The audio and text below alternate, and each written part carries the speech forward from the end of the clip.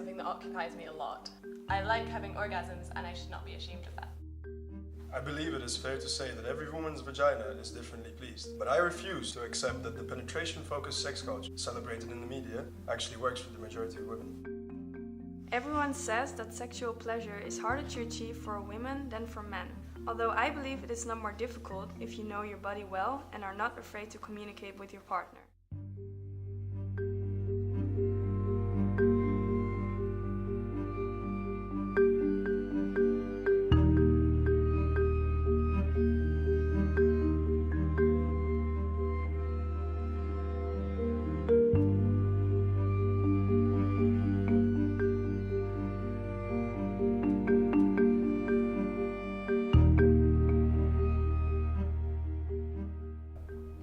Women and sexual pleasure is a topic which is given little to no attention, and yet it is a huge part of our daily lives.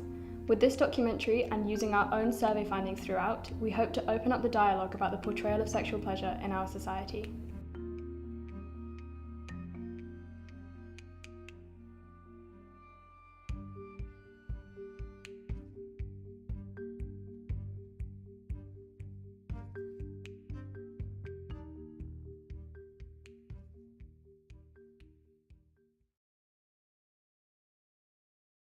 For me, sexual pleasure is this whole sum of a puzzle, basically, whereas the orgasm is this tiny little, the cherry top on it. Whereas if you have it, wonderful, but you don't need to. I think when you're having sex, sexual pleasure is where it's not just the actual getting to that climax, it's just the whole experience.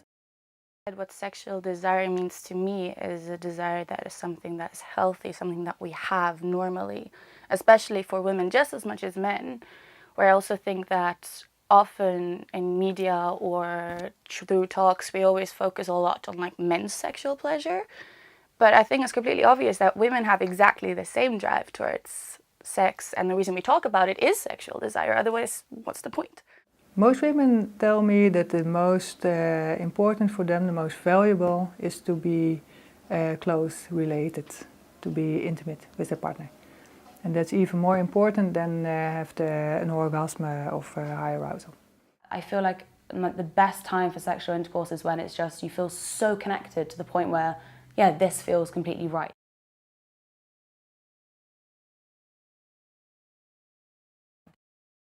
I actually had a funny experience because I come from a very patriarchal society where, in terms of sexual pleasure as well, just because of the culture there, women are only supposed to please the man, and women's sexuality does not exist per se,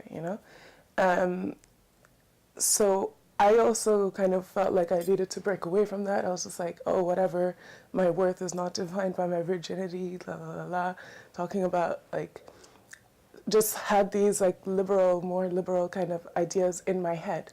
And so I kind of adopted these thoughts about sex that were my own. For example, I thought I was very comfortable with sex. I thought that I was more liberal and stuff.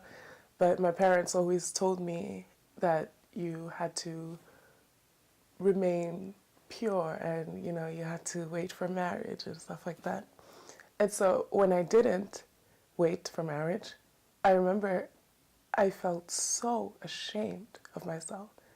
And it was such a subconscious thing because I didn't regret it. I didn't feel like, oh, I shouldn't have done that, or, I wasn't the wrong person or anything.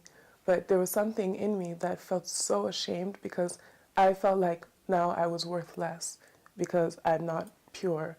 And I didn't think of these things consciously, but I think they were so ingrained in my mind that as a result, I immediately felt ashamed and I couldn't understand why, So when I was 15, I got sexually assaulted by 4 guys during this language course.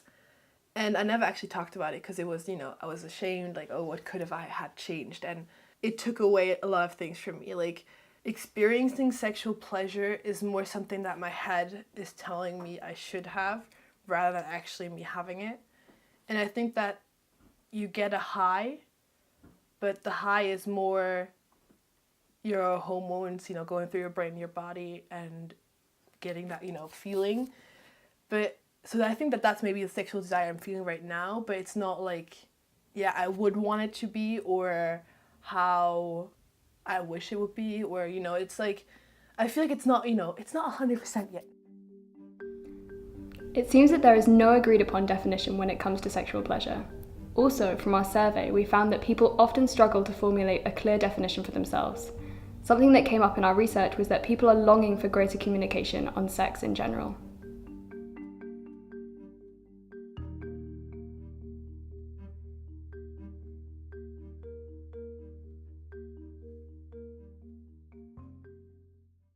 Although if I look at the relationship with my parents are divorced, but before they got divorced, you know, sex was a kind of, in my opinion, a bit of a taboo at home. Not that it was not encouraged by my parents to talk about it, it was just that I felt it was some kind of distance between me and my parents to talk about it. And that is still remains to this day. I think the biggest influence is your family dynamic. Like, where is sex seen? Is it a huge taboo? Is it something you talk about? Or is it something which you can teach your children and inform them and help them know that it's actually a loving thing and you can actually have so much fun having sex and it's not something which is seen as complete taboo? It depends also on, indeed, on the atmosphere at home and the peer group and the parents. When the parents like sex and are a little bit transparent in it, they show it also in a safe way. That even helps children to be confident with it. That's okay to have sex and to like it too. 76% of the men who answered our survey have the feeling that women do not communicate their own sexual desires. Interestingly, when women were asked if they made a conscious effort to communicate with their partner, 68% said that they did. So, besides your upbringing, communication also seems to be important between sexual partners. I hope that most people are not afraid to talk about it, because that's the whole. There's the whole stigma about talking about sex and about your desires and your needs, and you're afraid of you have a fear of judgment. That's, I think, also comes back. That is holding people back to talk about it. Oh, I love this topic about communication, because I always tell my girls, like, dude, communication is the essence of the whole sexual thing, because if you have a partner, he can't look into your head. How is he supposed to know what gets you going and whatnot? Same with him. Like, you're not a Wonder Woman that can read every guy. So he sort of has to communicate what's good for him and what's not, and you have to do the same, which is super, super hard for a lot of people, because let's say you don't know that person that well, and even if it's a long-term relationship, it's a bit difficult to sometimes, you know, be open about it. But I just say, try it once and you will not get disappointed, in the sense that you don't have to sit down and say, like, okay, I'm going to write a list and this is what I like, and then we compare, and if it's not enough, then we're not going to have sex. That's not going to work. But what most of the times is so easy is just maneuvering. Let's say you are already in bed with a person. It's just taking the hand and putting it on your body where you want it. That, I swear to you, that guy is going to follow. Most of the partners, whether male or female, are happy when they get an indication of where to go or not, because they want just to pleasure you just as much as you want to give pleasure to them. Whereas I think that if you barely know each other and you're not that at ease and you can't talk to each other as freely, it's personally but just more difficult, you know? That I can't just come out and say this or that. And you're always thinking also about the, like, kind of like there's a third consciousness in everything you do, where you're thinking, what does this person think about what I'm doing? And so it's, again, not only will you not be able to say what you want, but then it also inhibits you to let your guards down. So you're always also in your head. And I think that you can't really feel the pleasure, because I think pleasure is also something just physical. And I mean, you just let it happen. But if you're in your head, then you're in your head. You won't feel it. I think this is in general something that a lot of people could focus on with their sexual relationships is communication. Not just important to like having good sex, but also important to like having a healthy sexual relationship with someone where both of you are happy. And because I've also been in relationships where I think I probably made people do things that deep down they probably didn't want to do actually, but rather in the circumstance they kind of felt that they had to, and that sucks. It's not cool. Lots of women they're reserved to communicate about their desires. And they're scared of when they don't have sex, when they are able to penetrate, they will lose their partners. You have to feel yourself very safe, very comfortable, to let know what you like, what you really like. Whenever I'm seeing someone new, I'm very conscious and concerned about how I look during sex, which keeps me from completely letting go. It seems that the lack of communication is not just something that occurs due to fear, but also due to a lack of confidence. Our research found that this lack of confidence is arising out of media portrayals of women and their sexual pleasure, which is creating wrong expectations for men as well as women.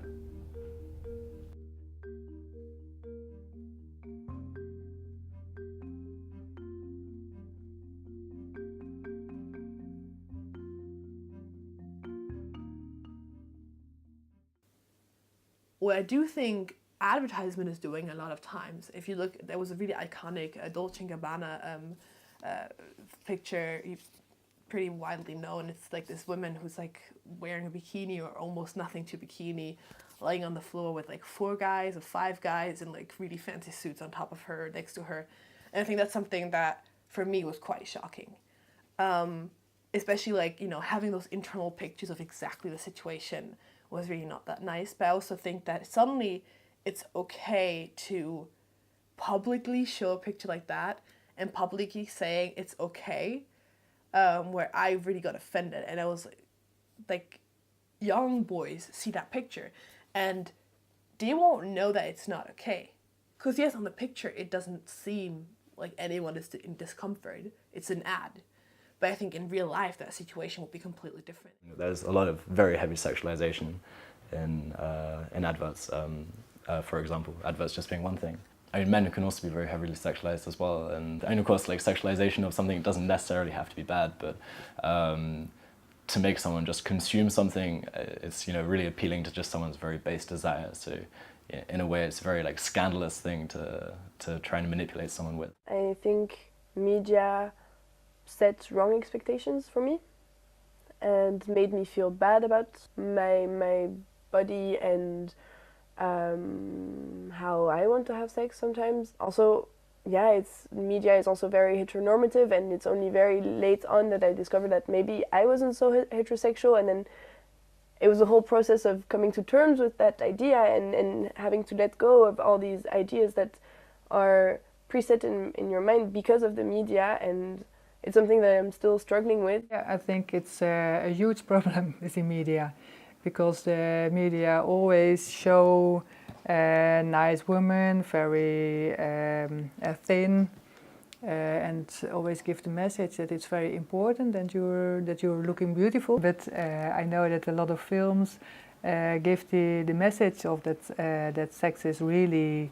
You have to have sex, and it's very easily. When you touch, you will get an orgasm in 1 minute, and so on. And that doesn't help as well. We are confronted with media representations of women every day, and this over-sexualized commodification of women blurs the line between traditional media and porn. After all, sex sells. I think pornography is is something which very much changes the relationship that people can have to sexual pleasure. I think the porn industry has a huge influence. I think that makes girls seem as these like instant sexual beings who are just constantly on the verge of wanting to orgasm, and you touch them for like 2 seconds and then they're orgasm. Of course, it's totally out of balance, I would say. It's all about the male that's dominating the female. I mean, also I have to say that I guess like for me and for most other boys my age, like our sex education was really pornography that we consumed when we were teenagers. There can be some benefits to that. It can teach you like, you know, where to touch, and like you can help you explore different kinds of sex and stuff. Of course, it's also very limiting because, you know, a lot of pornography is very brutal. I don't know what there's certain categories of porn that is just it's too far off. It's no sex anymore. It's no love and caring about each other's desires and needs. It's just like a sort of fulfilling of your own ego and of your own desires, and not sharing that emotions and feelings together anymore. A common theme surrounding porn is that it does not represent reality. This is where OMGS comes in, which is a research-based platform aiming to break the taboo. The website contains interactive videos where everyday women demonstrate how they masturbate to show other women and men the many ways that women can experience pleasure. I was so intrigued by it because it was, for the first time, it wasn't, I think my partner thought it was going to be like, oh cool, porn, like we get to see girls touching themselves. I was like, no, it's just research. It's research and quite boring in many senses because you're just watching a woman touch herself, and she isn't like the ideal blonde, big-breasted, skinny-waist woman. She's just a normal woman like any one of us. If I want a long, luxurious orgasm, I don't stimulate the hot spot on my clit. I'll tease it, and then I'll stimulate it, and then right when I'm about to come, I'll just let it go, and I'll stop for a minute. Smart girl, same. My sensitive spot is to the upper right side of my clit. Sometimes it doesn't work for me to rub this upper right side. My sensitive spot will kind of move, and I'll have to hunt it down, so I'll try less pressure in a different area. Well, she knows And herself sometimes very I well. can find the spot. Always I can find the spot that way. It's just not where I thought it would be. I'm using this part of my finger from the top of my fingertip to the top knuckle. And then if I want to have a long, intense orgasm, then I'll rub this spot. That's so until interesting I'm how right different about to people come, are. and then I'll Like, stop. I'd never do it that way. And I won't touch myself again for a few seconds. And then I'll start with a bigger motion with less pressure. And I'll concentrate on that spot again. I'll let it build 2 or 3 times before I'll let myself come. The longer that I let it build, the longer and more intense my orgasms are. Well, she definitely seems like she knows what she's doing. Would you use it? Such a website that kind of shows you. I guess I'm definitely intrigued. I would definitely check it out to like see how other people do it. In the sense that I'll probably never meet her. In that sense, I don't feel like a weirdo checking her out. And I find it super interesting that somebody's so open to let you film such an intense part. I mean, talking about it is one thing, but then showing off, fine, another one. I don't know. It seems like a tutorial, you know, and I think that every woman's body is different, so I think maybe if you don't know anything about it, sure, this might help, but I don't know, maybe you should just figure it out for yourself, kind of. Videos like this could be, it could be really useful in regards to what I was talking about, you know, having greater communication with sex, because, of course, it's much more like an instruction video than like pornography. I mean, it's not pornography. It's not really arousing just to watch that. It's educational. I don't know if it was the same for the others. I can only speak for myself, but it really kind of disappointed me of that site that they still have this idea that, well, you can train yourself, you know? And it's not the same for every girl. And I think that's something which Oh My God Yes teaches you, is that it isn't the way one girl touches herself, the way one girl feels, and the way one girl likes to like get off is completely different to the way that your partner will. At the same time, I think you would have to have quite an open-minded guy to want to watch that. I think a lot of guys might be like put off having to like, you know, if like their girlfriends made them watch an instruction manual on like how to rub a vagina or something. And I think Oh My God Yes was a chance for me to say, okay, I can't explain it. Here's like a perfect video. And I would send him links like, hey, this is something you should look out for, and like that's also awesome, like use this, you know? It was a way for me to not actually have to sit there and explain it or like show him. It was just like, okay, watch this video. Now try it out on me. Like, I think like the idea is really great, and I think it's really smart to do that. It's probably like a really good tool also like education wise. Is it for me? Not really. It's a little too face on, literally. What I found interesting is how close up they go to the vagina, and I think this is a really, really good thing in the sense that I believe that a lot of people do not actually, they haven't seen an actual vagina that is not theirs, whether in real life or on screen, especially women, because let's say even in porn, we don't have that many close-up of a vagina that is not there to actually motivate sexual pleasure for men or for women. We don't actually see a real vagina just for how it is.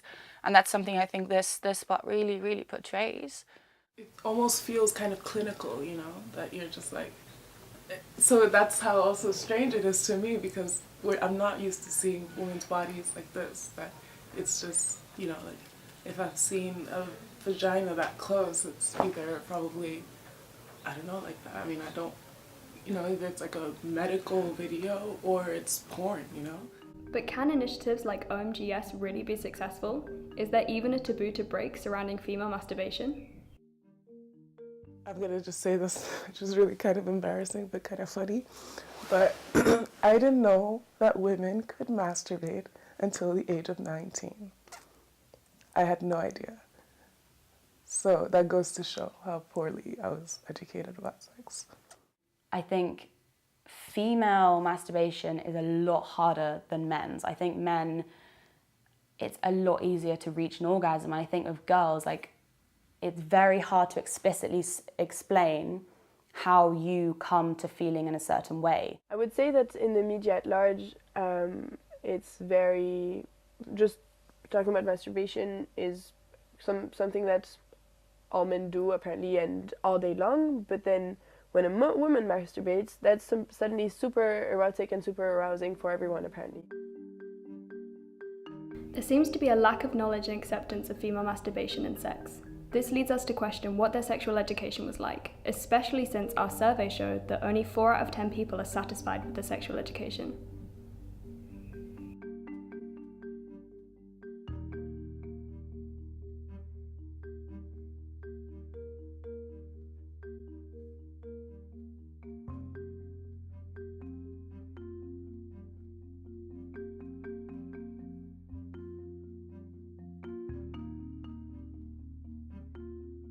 Education should focus more on, like,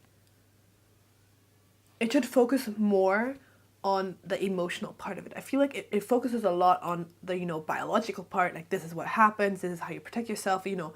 But I think that, well, at least in my past, we never talked about the emotions you go through. The sex education that you, at least I did in class, like, didn't really refer to pleasure at all. I mean, the only things I really remember is, like, learning big long lists of STDs and how to put a condom on a dildo. They should do it better than what I had in my high school, because that was not helpful at all. I guess it was just creating even more of this taboo around it, where having sex became really something that was dangerous, you know, watch out, you might catch an illness, which of course that's true and you should definitely be very careful with this, but it was really all about the dangers of having sex rather than about the benefits. And it's really, I guess, it gives the children really this idea that sex is bad unless you do it with someone that you can completely trust and, like, with whom you're going to have children. Like the education I had in school, like, didn't really like teach me anything about like communication with a partner, or also even just like the fact that other forms of relationships could exist than like monogamous relationships and stuff. Well, for example, the anatomy of the woman body. Yeah, it's good to tell also how they can enjoy, how they can learn to enjoy to have sex. Yeah, what they need for it. So you have to give information, a combination of education and information. The clitoris is much larger than most people know. Most people think it's only a small button. But I think the clitoris is like this, maybe, inside? Or is it tiny? That dark pink bit. All of that? Like the whole little heart thing? Like, yeah. Holy shit, it's quite nice that it's a heart shape too. Holy crap. It's huge. But women don't know it, and you cannot see it in books. In anatomical books, you don't see a picture about the real clitoris. So there's also a lack of information for women. And I think we should have more of it in the sense that selectively in sex education actually have real pictures and videos of how it works. Also, what happens when you spread it, what happens when the fluid comes out, to like also teach you that it's nothing disgusting. But in reality, if we were told by teachers and adults, and in a very caring and respectful way, actually girls, all of you have the potential to have an awesome time in bed. Why are we so afraid of that? Why are we so afraid of the fact that two bodies are naked and touching each other? We acknowledge that every woman is different in terms of their sexual desires, but not everyone has the same level of education about this topic, leading to serious implications. Education as it stands is not sufficient enough in order to make people feel comfortable to communicate and explore their own body. Media also should make a clear effort to portray sex in a realistic way to prevent the creation of wrong expectations for people. We feel these efforts would help to open up the dialogue so we can finally talk about sex.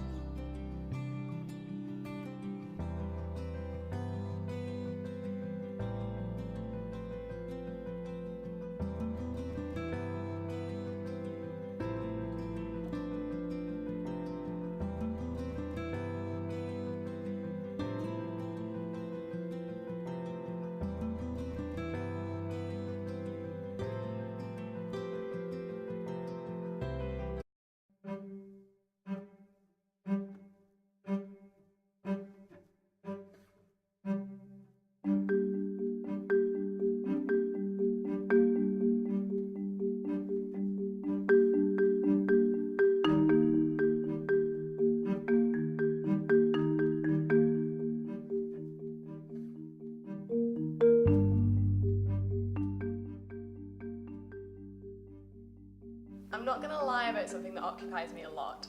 I like having orgasms and I should not be ashamed of that.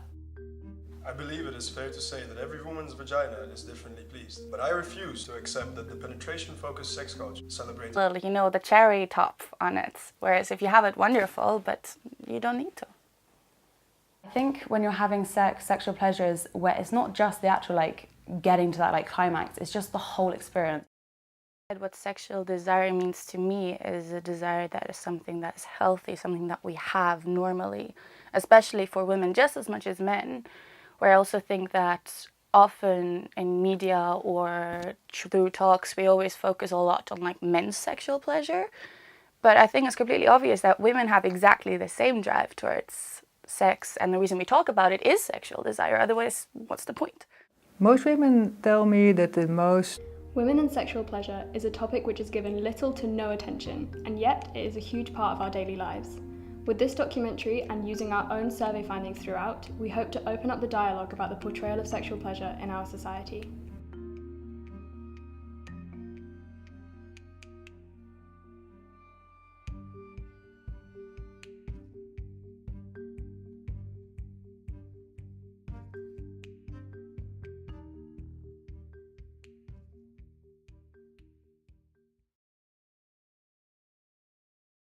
For me, sexual pleasure is this whole sum of a puzzle, basically, whereas the orgasm is this tiny... The important for them, the most valuable, is to be close related, to be intimate with their partner. And that's even more important than have an orgasm of high arousal. I feel like the best time for sexual intercourse is when it's just you feel so connected to the point where, yeah, this feels completely right.